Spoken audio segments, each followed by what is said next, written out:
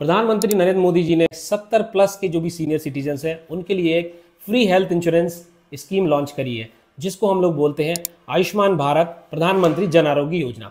अब इस वीडियो के माध्यम से मैं आप तक बहुत से लोगों के डाउट हैं, बहुत सारे फैक्ट्स एंड क्वेश्चंस हैं, क्या क्या जो भी जिनको भी जानकारी है, अलग अलग प्रकार की जानकारी है, तो इस वीडियो के माध्यम से मैं A to Z इस फ्री इंश्योरेंस स्कीम की जानकारी आप तक पहुंचाऊंगा। जुड़े रहिए मेरे साथ इस वीडियो में अंत तक, ताकि आप इस वीडियो के माध्यम से सारी जानकारी प्राप्त कर सकें। तो नमस्कार, मेरा नाम है Gaurav Srivastava, I am CEO and founder of D2G Finserv. हम समय समय पर ऐसे ही आपके लिए इन्फॉर्मेटिव वीडियोस लेकर आते हैं, तो हमारे चैनल को लाइक और सब्सक्राइब नहीं किया है आपने तो अभी अवश्य कर लें। इस वीडियो में हम आगे बढ़ेंगे तो बहुत सारे क्वेश्चंस हैं जो लोगों के मन में है, तो कुछ क्वेश्चंस की मैंने लिस्ट बनाई है और वो क्वेश्चंस और आंसर्स दोनों ही मैं इस वीडियो के माध्यम से आप तक पहुंचाऊंगा। पहली चीज है कि which age and income group of senior citizen are eligible under the Ayushman Bharat योजना।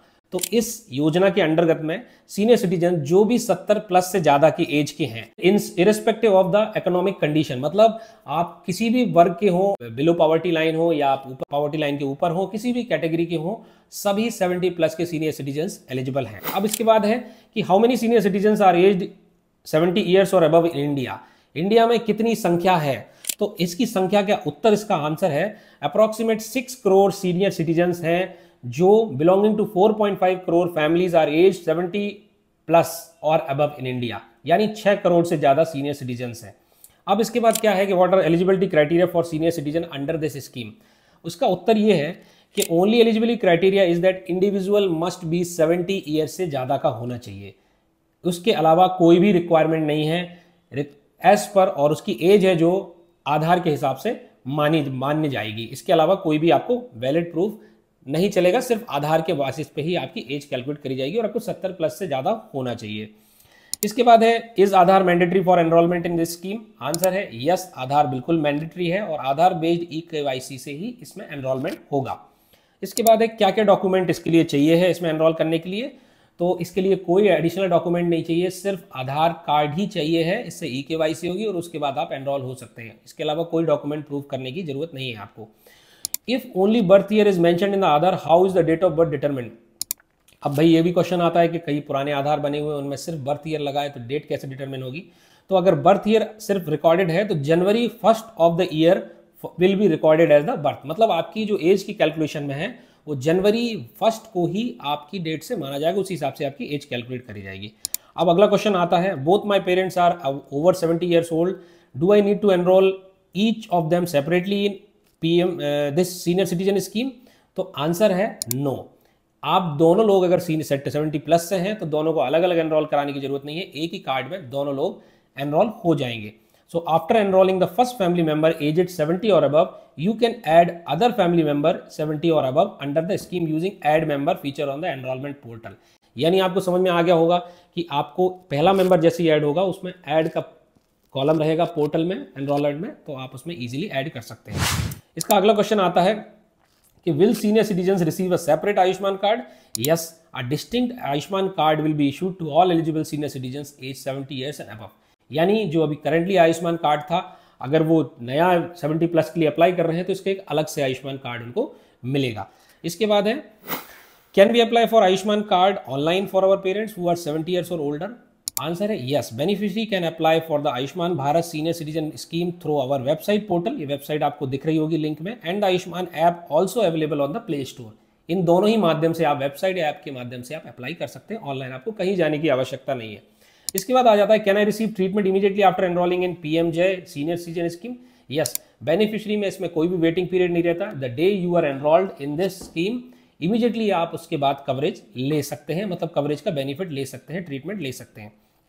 इसके बाद आ जाता है कि मेरे फादर की एज 70 साल से ज़्यादा है और वो 50,000 से ज़्यादा कमाते हैं और बिजनेस से, और वो एलिजिबल है कि नहीं है स्कीम में। तो पहला मैंने आपको बताया था कि there is no income limit in this, किसी भी वर्ग के आदमी इस सीनियर सिटीजन स्कीम में एनरोल कर सकते हैं, वो भी फ्री ऑफ कॉस्ट, ये गवर्नमेंट की तरफ से है। अब इसके बाद है both my paternal and maternal grandparents are over 70 years, will they receive each 5 lakh coverage under PMJ। तो इस सवाल का जवाब है कि अगर आप एक ही कार्ड में सारे फैमिली मेंबर्स को ऐड करते हैं तो वो फ्लोटर बेसिस पे कवरेज जाता है और एक फैमिली को एक फ्लोटर का कवरेज ही मिल रहा है, यानी 5 लाख की लिमिट सारे मेंबर्स में शेयर होगी अगर आप ऐड करेंगे। डिफरेंट करेंगे तो डिफरेंट मल्टी इंडिविजुअल रहेगा। इसके बाद मेरे पास आ जाता है कि my family is already a beneficiary of Ayushman Bharat, will my father who is 70 years old will get additional benefit. यानी आपका ऑलरेडी फैमिली का आधार कार्ड है और अगर आप एडिशनली फादर के लिए इसमें कराते हैं सीनियर सिटीजन को, एक एडिशनल टॉपअप मिलेगा उसको, यानी वो कवर तो है ही, इसके साथ एडिशनल 5 लाख का और मिल जाएगा। तो आशा करते हैं ये जवाब आपका सर है।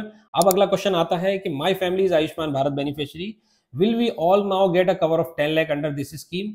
तो इसका जवाब है नहीं। Additional 5 lakh coverage is only for the family members aged 70 और अबव। यानी आप जो भी नई स्कीम है, ये नई स्कीम इंडिपेंडेंट है करंट आधार आयुष्मान भारत से, इसकी जो भी कैटेगराइजेशन रहेगा, उसका कवरेज रहेगा, वो अलग से रहेगा। ये सिर्फ 70 प्लस को है, 70 प्लस से ऊपर है उनको एडिशनल 5 लाख मिल रहा है पहले से, अगर एनरोल है, नए हैं तो 5 लाख का मिलेगा, और अगर अभी नया ले रहे हैं तो 5 लाख का तो मिल ही रहा है।